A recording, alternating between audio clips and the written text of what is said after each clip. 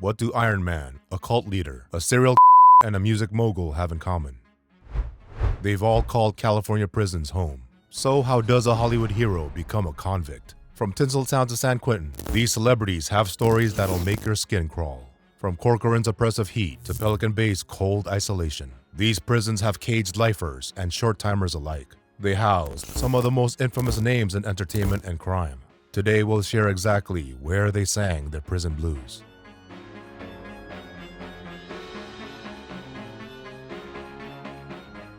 Number 1. Iron Man's rusty cage. Robert Downey Jr.'s journey from Hollywood darling to California inmate is a tale that could rival any of his on-screen performances. In the late 90s, Downey was riding high on his talent and charm, but a storm was brewing. His appetite for drugs was growing as fast as his star power, and it wasn't long before the two collided in spectacular fashion. June 1996 marked the beginning of Downey's very public fall from grace. The actor was pulled over for speeding, but what the cops found in his car was far more concerning than a lead foot: heroin, cocaine, crack cocaine, and a .357 Magnum. It was like a recipe for disaster, and Downey was the chef. But this wasn't rock bottom. Not yet. Just a month later, on parole and awaiting trial for his pharmacy on wheels, Downey stumbled into a neighbor's house and passed out in their child's bed. This bizarre incident, dubbed the Goldilocks incident, showed just how far the actor had fallen. The California justice system was not impressed by his Hollywood credentials, and the courts were running out of patience. Downey's dance with the law continued, a series of probation violations and failed drug tests that read like a predictable script. By August 1999, the hammer fell. The actor was sentenced to 3 years in state prison, fitting in his red carpet for a prison jumpsuit. Not even lawyer to the stars, Robert Shapiro, could save him. The California Substance Abuse Treatment Facility and State Prison in Corcoran became Downey's new home. It was a far cry from the luxury he was accustomed to, a place where his fame meant nothing and survival meant everything. Downey faced threats of violence and sexual aggression, navigating a world where his quick wit and charm couldn't save him anymore. Fun fact: Corcoran Prison is where the Mexican Mafia had its roots, which shows you that it's a dog-eat-dog world. Downey said about his time in prison, "You could just feel the evil in the air. And that was no trouble at all because it was kind of like just being in a really bad neighborhood. There was no opportunity there. There was only threats." Locked up, Downey found himself working kitchen duty, earning a meager 8 cents an hour. It was a humbling experience for a man who once commanded millions per film. But even in these dire circumstances, Downey's spirit wasn't entirely broken. He shared humorous anecdotes about his life behind bars, trying to maintain a sense of normalcy in a place designed to strip it away. Despite the challenges, Downey managed to stay clean during his incarceration. He participated in drug treatment programs and even expressed a desire for daily drug testing to prove his sobriety. It was as if the harsh environment of prison had finally given him the wake-up call he needed. Downey served about a year of his sentence before being released in 2000. He emerged behind those iron bars a changed man, but the question on everyone's mind was whether the change would stick. The actor had been given chance after chance, and many wondered if this time would be any different. In the years that followed, RDJ proved that his time in prison had indeed shaped him into a new man. He fought tooth and nail to reclaim his place in Hollywood, starting with smaller roles and gradually working his way back to the top. His comeback began in earnest with the 2000 film Kiss Kiss Bang Bang, a critical success that reminded audiences of Downey's undeniable talent. But it was his role as Tony Stark in the Marvel Cinematic Universe that truly solidified his redemption arc. Robert Downey Jr. became one of the highest-paid actors in Hollywood, his troubled past now serving as a testament to his resilience rather than a mark against him. In a 2014 interview, Downey reflected on his journey, stating, "Job one is get out of that cave." It was a poignant acknowledgement of the significance of his experiences in prison and rehab, and how they shaped the man he became.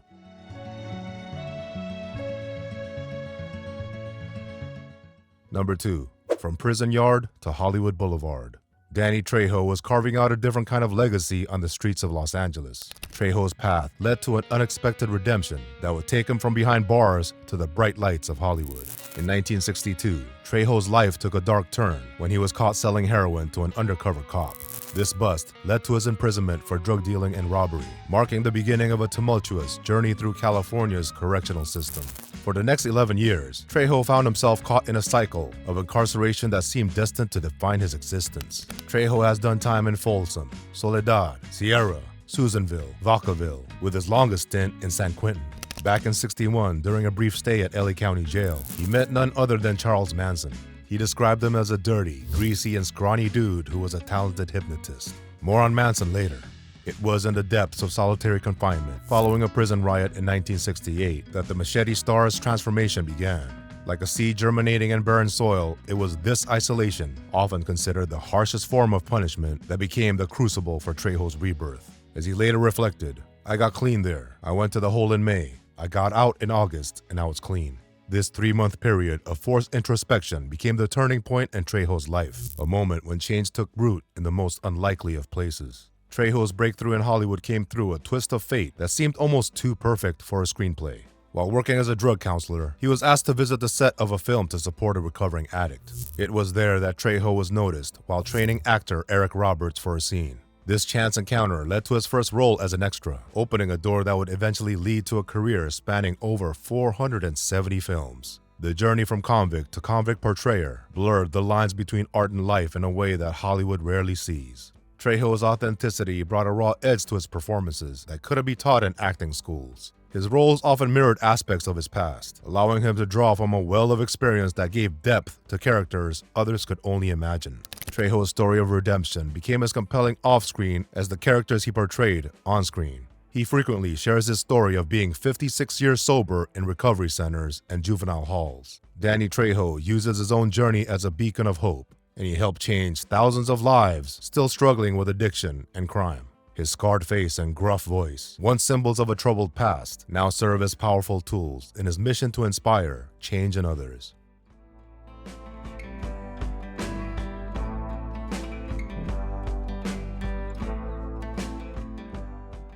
3. The Fall of a Titan.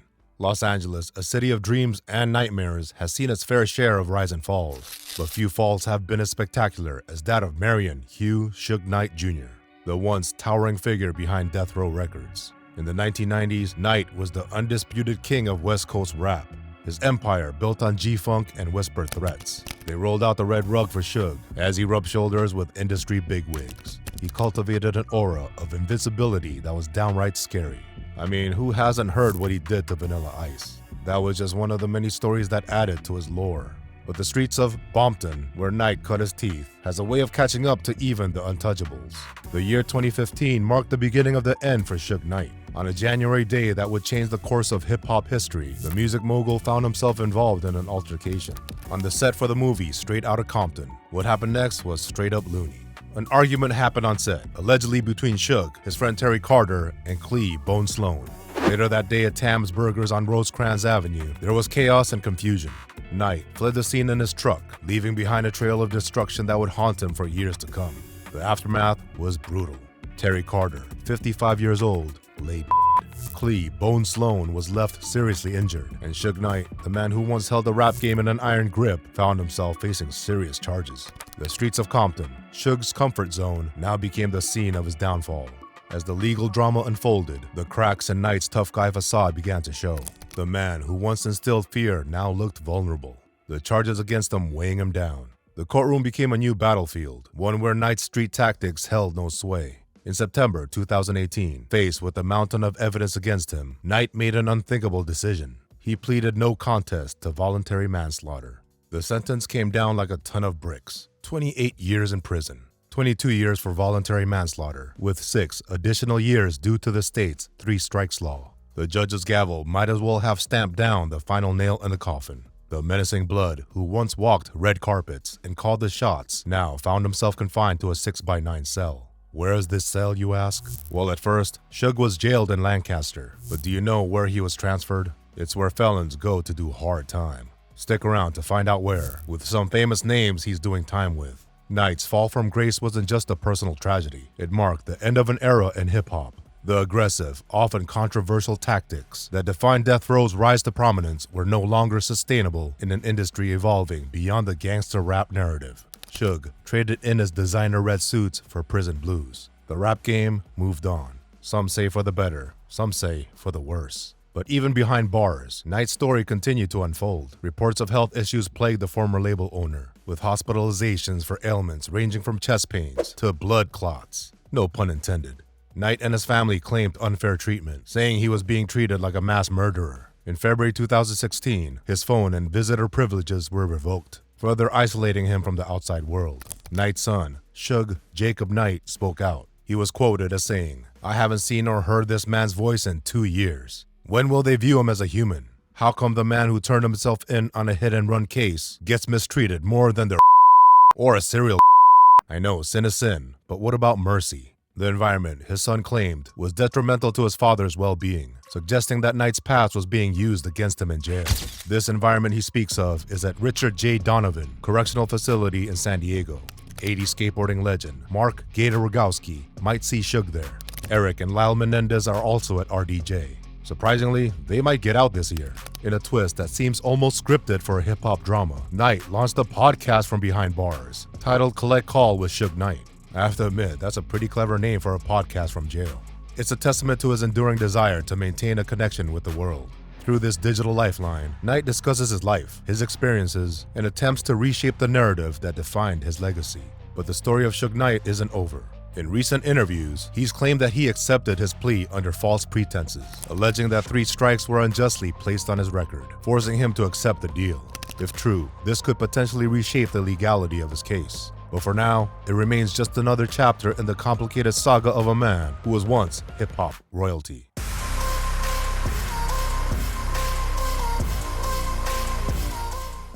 Number 4. The Night Stalker's Reign of Terror. The City of Angels turned into a playground for the devil himself in the mid-1980s. As the sun set over Los Angeles, a sinister figure emerged from the shadows, turning peaceful neighborhoods into hunting grounds. Richard Ramirez, soon to be known as the Night Stalker, unleashed a reign of terror that would haunt California for generations to come.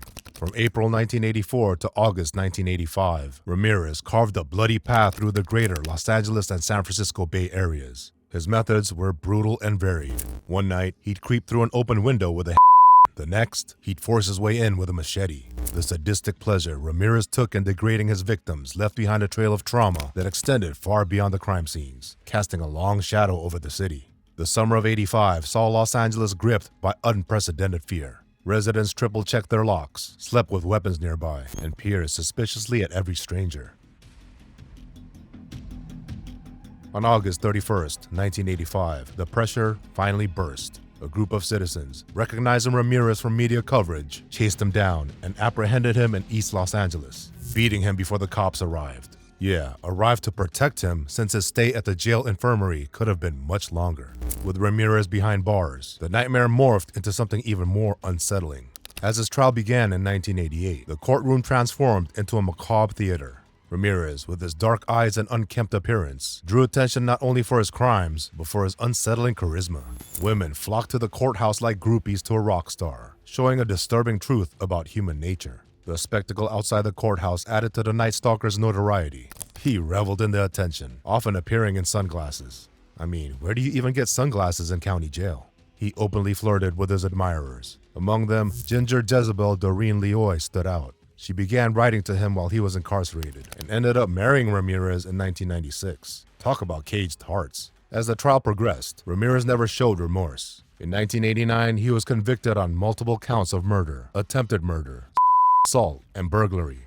Sentenced to death, Ramirez's presence on death row at San Quentin became another stage for his dark performance, serving as a grim reminder of the evil that men do while highlighting the strange allure of notoriety. San Quentin is no joke. The Black Guerrilla Family prison gang started here. Unlike other prison gangs, BGF started as a political movement, inspired by black liberation causes and revolutionary ideals. Going back to Richard Ramirez, in his final years, Ramirez's health failed. The man who had once stalked LA with impunity now battled B-cell lymphoma. Ramirez died in prison on June 7, 2013. Awaiting an execution that never came to pass. He became the 59th California death row inmate to die of natural causes, a statistic that belied the extraordinary nature of his crimes. His death marked the end of a dark chapter in California's history, yet the shadow he cast over the city lingers, a testament to how notoriety can warp public perception. Crazy how even the most heinous of criminals can become figures of morbid fascination.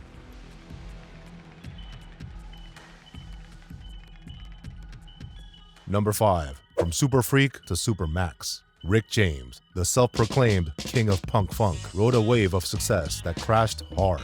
His wild lifestyle, once the fuel for his musical genius, became the spark that ignited his downfall.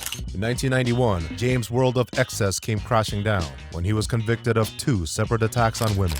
His crimes painted a grim picture of a man consumed by cocaine. Cocaine is a hell of a drug. And violent impulses. In one especially chilling incident, James and his girlfriend imprisoned and tortured a woman for an entire week during a drug-fueled binge. The judge, recognizing the severity of James' actions, handed down a sentence of 5 years and 4 months in state prison. It was a far cry from the glittering stages and adoring fans James had known. But the judge noted that the funk star had dodged an even harsher fate, potentially facing up to a dozen years or even life behind bars. James' new address became Folsom Prison, the birthplace of the Aryan Brotherhood gang. Actually, AB started simultaneously in Folsom and San Quentin as a response to racial conflicts with Black and Latino prison gangs. Folsom inspired songs about hard time, and now a funk legend can sing his own tune. Fun fact, Johnny Cash's Folsom Prison Blues was pulled from radio stations after Senator Robert Kennedy's assassination. The lyrics, "But I a man in Reno just to watch him," was deemed too offensive after Bobby Kennedy's death. For Rick James, the concrete walls and iron bars of Folsom were a far cry from the plush recording studios and VIP clubs he once frequented. Here, Rick James faced a new challenge, maintaining his larger-than-life persona in a place designed to strip away individuality.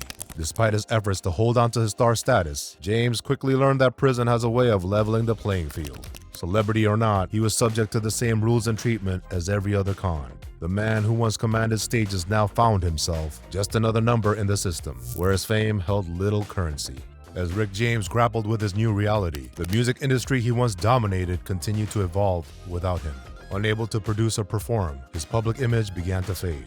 The airwaves that once pulsed with his brand of funk now filled with new voices and sounds. James's incarceration didn't just pause his career as a performer, it threatened to erase it entirely. Upon his release in 1996, James emerged into a world that had moved on. The landscape of music had shifted. Rap, electronica, and alt-rock were big now.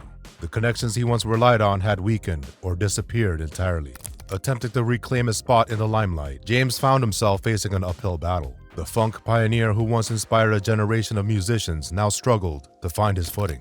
He had a resurgence in 2004 with the C.R.U.S.H. Show sketches, but his music was filed under nostalgia. James gave his last public appearance and performance at the 4th annual BET Awards on June 29, 2004. 5 weeks later, on the morning of August 6, 2004, Rick James was found unresponsive by his caretaker.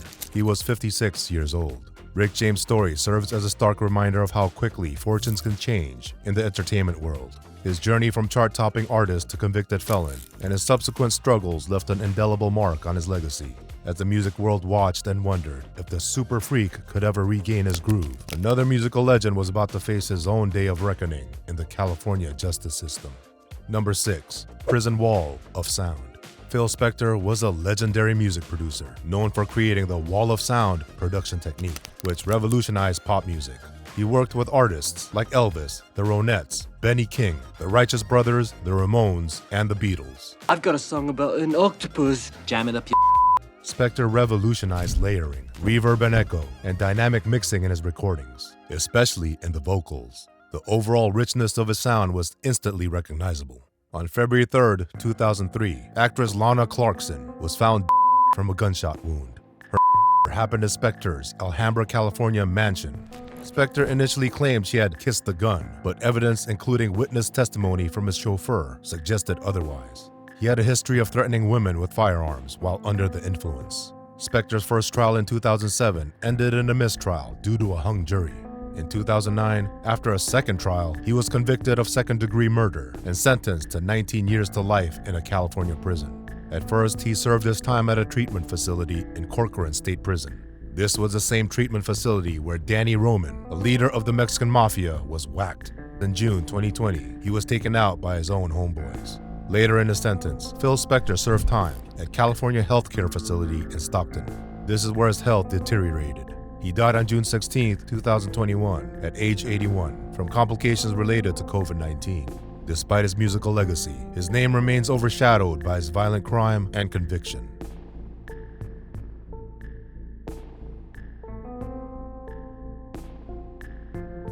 Number 7. What are you talking about, Willis? Born in 1965, Todd Bridges is best known for playing Willis Jackson on the hit sitcom Different Strokes. As a child star, he gained fame but struggled with drug addiction and legal troubles in his later years. In the late 1980s and early 90s, Bridges became addicted to crack cocaine and was arrested multiple times. His most serious charge came in 1989, when he was accused of attempted murder for allegedly shooting a drug dealer named Kenneth Tex Clay in a crack house in Los Angeles. Bridges faced life in prison, but was acquitted in 1990, his lawyer arguing that he was addicted to drugs and acted in self-defense. In 1983, he was arrested for carrying a loaded gun in his car. In 1992, he was sentenced to 90 days in jail for drug-related charges. Bridges ended up serving time at the LA County Jail. After he got out, he committed himself to recovery, crediting therapy and his mother for his turnaround and sobriety. After Bridges got clean, he became an anti-drug advocate and continued acting, appearing on shows like Everybody Hates Chris and Celebrity Rehab.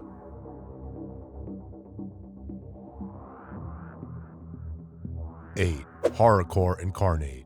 Ever heard of the rap subgenre called horrorcore? It blends dark, violent, and horror-themed lyrics with eerie beats. Well, horrorcore MC Antron Singleton, stage name Big Lurch, took it too far.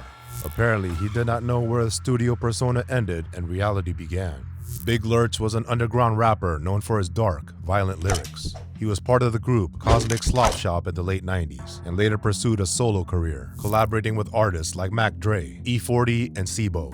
His style fitted to the West Coast horrorcore scene, which was still in its infancy, after pioneers like Project Pat, Ghetto Boys, Gravediggers, Necro, and 3-6 Mafia laid down the groundwork.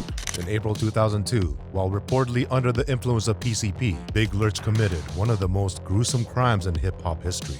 He and cannibalized his roommate, Tanisha Isais, in Los Angeles. When police found him, he was walking naked and covered in blood, later claiming he was possessed by evil forces. In 2003, Lurch was convicted and got life without parole for first-degree murder and aggravated mayhem. He's currently housed in California State Prison in Lancaster. The above-mentioned Suge Knight and Phil Spector have also been incarcerated here, but not many people know of the more infamous inmates at CSP LAC, which include Larry Hoover, leader of the Gangster Disciples, Wayne Honcho Day, a high-ranking Crip, and Rene Boxer Enriquez, former Mexican Mafia shot caller, later turned informant. Despite his music career, Big Lurch is mostly remembered for the brutality of his crime. His case became infamous in both hip-hop and true crime circles as one of the most disturbing incidents involving a rapper. Coming in at number 9, Boxed Juice. Nicole Brown Simpson's and OJ's arrest was like our generation's Kennedy assassination. The whole world was watching. News of his arrest and subsequent trial went viral before it meant sharing it on the internet. Where were you when OJ was being chased in his white Ford Bronco? Do you remember where you were? Comment below. On June 12, 1994, O.J. Simpson's ex-wife, Nicole Brown Simpson, and her friend, Ron Goldman, were brutally outside of her Brentwood, Los Angeles home. O.J. became the prime suspect and led police on the infamous white Ford Bronco chase on June 17, 1994. After a highly publicized trial, Simpson was acquitted of in 1995, though many still believe he was guilty. In 1997, a civil trial found him liable for wrongful death, and he was ordered to pay the victims' families $33.5 million in damages. In 2007, Simpson was arrested in Las Vegas for leading a group of men to rob sports memorabilia dealers at gunpoint. Then a year later, O.J. was found guilty of armed robbery and kidnapping. He was sentenced to 33 years in Nevada's Lovelock Correctional Center with parole eligibility after 9 years. On October 1st, 2017, he was granted parole and released. O.J. Simpson never served a long prison time in California for the as he was acquitted in the criminal case. However, he did have a brief stay in LA County Jail during his trial. The Twin Towers, also known as the Belly of the Beast, tops every list of the most dangerous county jails in America. Rikers in New York and Cook County Jail in Illinois are second and third most dangerous, respectively. But O.J.'s celebrity status likely played a role in how he was treated within the prison system. I don't care how hardcore a convict is, he will most likely love the juice for being one of the greatest backs in football history, winning USC's second Heisman, and its second in 4 years, while setting the NCAA single-season rushing mark in 1968. O.J. Simpson died on April 10, 2024, at the age of 76 due to cancer. Guilty or not, there's no denying that this man lived the kind of life most people won't experience in half a dozen lifetimes.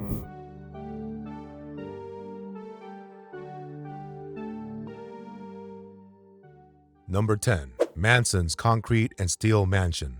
Charles Manson, aka the Wizard, an old man, terms of endearment by his loyal followers, was born on November 12, 1934 in Cincinnati, Ohio. Manson spent most of his early years in reform schools and juvenile detention. Before forming the Manson family, he was arrested for pimping, theft, fraud, and grand theft auto. In the late 60s, Manson formed a cult-like group, the Manson family. He believed in a race war prophecy he coined, Helter Skelter, inspired by his twisted interpretation of the Beatles' White Album. Manson was obsessed with Helter Skelter. Gonna have to jumpstart Helter Skelter.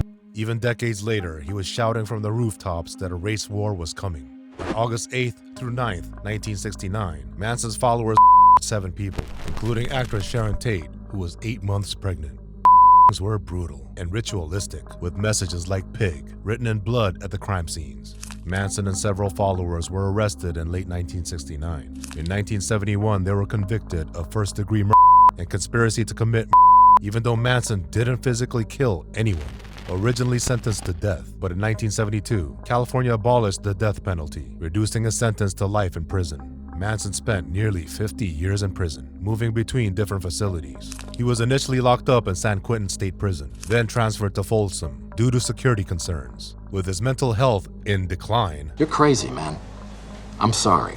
Charlie was sent to get a psychiatric evaluation at California Medical Facility in Vacaville, California. Most of his twilight years were spent at Corcoran State Prison, often in solitary confinement. His helter-skelter message of a coming race war influenced fellow prisoners until his very last day. He even had young people regularly visit him. His cult-like influence died with him, or did it? Helter Skelter will be the last war on the face of the earth.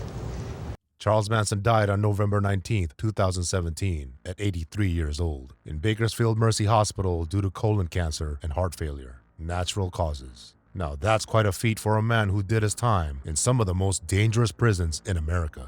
Manson's remains were disputed among potential claimants before finally being cremated.